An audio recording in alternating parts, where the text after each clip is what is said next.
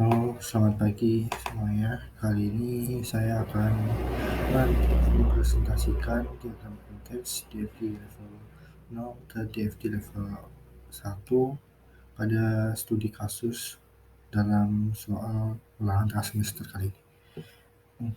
Yang pertama-tama, sebelum masuk pembuatan diagram konteks dan DFD level 0 dan level 1, mari kita apa itu pengertian diagram konteks? Nah, diagram konteks adalah jenis diagram dalam analisis sistem yang memberikan gambaran umum tentang interaksi antara sistem yang sedang dianalisis dan entitas eksternal lainnya. Diagram konteks menunjukkan batas sistem serta aliran data antara sistem dan entitas-entitas eksternal.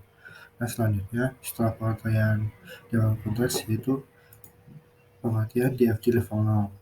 Nah, DFD data flow diagram level 0 adalah diagram yang memberikan gambaran umum tentang aliran data antara entitas eksternal dan proses utama dalam sistem. DFD level 0 menunjukkan hubungan antara entitas eksternal, proses, dan aliran data di tingkat sistem secara keseluruhan. Nah, selanjutnya, ini ada DFD level 1. Di DFD level 1 adalah diagram yang memberikan detail lebih lanjut tentang aliran data dalam setiap proses utama yang terdapat dalam DFD level 0. Diagram ini memecahkan setiap proses utama menjadi proses-proses yang lebih spesifik dan menggambarkan hubungan antara proses-proses tersebut dengan aliran data yang masuk dan keluar. Nah, untuk langkah-langkah pembuatan diagram konteks dan DFD level 0 dan 1 dalam studi kasus dalam soal UTS tersebut, yang pertama, identifikasi entitas. Nah, dalam soal tersebut kita udah mengidentifikasi nih entitas apa aja yang diperlukan. Nah, ada perpustakaan, sistem peminjaman, pendaftaran peminjaman, administrasi, dan laporan. Nah, selanjutnya ada kebutuhan fungsional. Nah, kebutuhan fungsional terdapat pendaftaran anggota baru, proses peminjaman buku, pembuatan kartu anggota, pencatatan peminjaman buku, pembuatan bukti peminjaman buku, penyimpanan kartu buku, pembuatan laporan peminjaman, dan pembuatan daftar pengeluaran buku.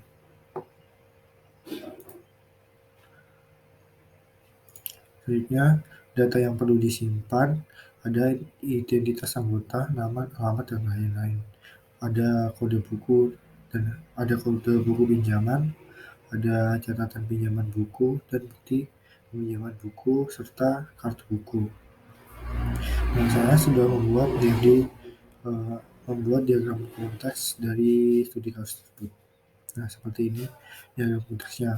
Nah, pertama kita membuat identitas anggota, sistem informasi kepedulian dan petugas. Nah, di sini dari anggota akan menyerahkan mendaftarkan data dan identitas selanjutnya akan diinputkan oleh petugas menuju sistem informasi perpustakaan.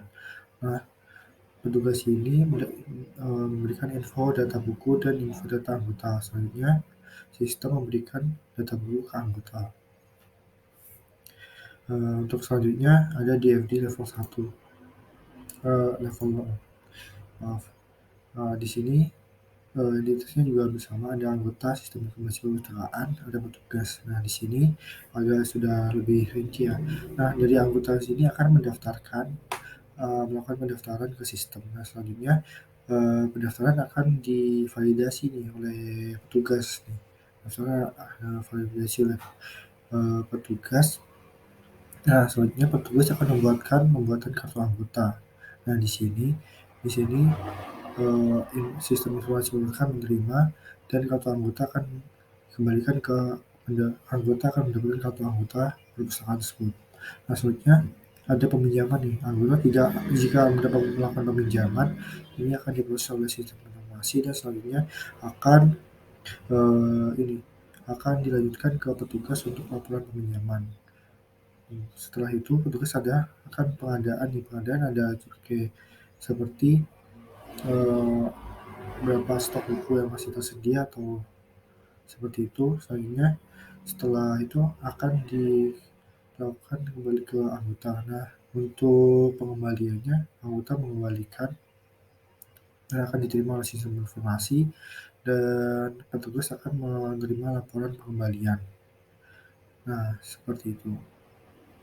Nah, selanjutnya di DFD level 1 nih, ini agak lebih lengkap ya, lebih lebih terperinci. Nah, di sini ada anggota, ada, pendaftaran, petugas, peminjaman, pengembalian, dan laporan. Nah, di sini dalam pendaftaran ini anggota akan melakukan pembuatan kartu anggota. Selanjutnya selanjutnya, petugas akan memvalidasi dan menginputkan data anggota. Nah, dari petugas ini akan memproses pembuatan kartu dan selanjutnya,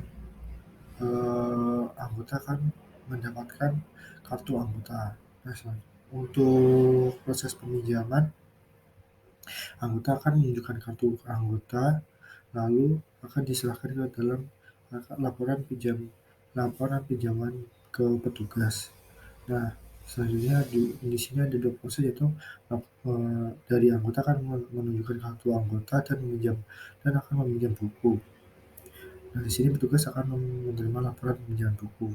Nah, selanjutnya untuk pengembalian buku, anggota menunjukkan kartu anggota, eee, lalu mengembalikan buku dan dalam waktu pengembalian dan pinjaman tadi, di sini terdapat kode buku yang akan dipinjam atau dikembalikan. Nah, di sini petugas menerima laporan pengembalian buku. Selanjutnya, untuk proses laporan di sini, jadi dalam proses pinjaman dan pengembalian buku, anggota mempunyai bukti nih peminjaman dan pengembalian buku. Nah, bukti tersebut adalah bukti peminjaman buku dan kartu buku. Nah, di sini tuh, petugas perpustakaan akan memvalidasi data peminjaman dan pengembalian buku tadi, apakah sudah selesai, dikembalikan atau apakah belum. Eee, mungkin cukup sampai di sini presentasi dari saya, eee, ada kurang lebihnya saya mohon maaf.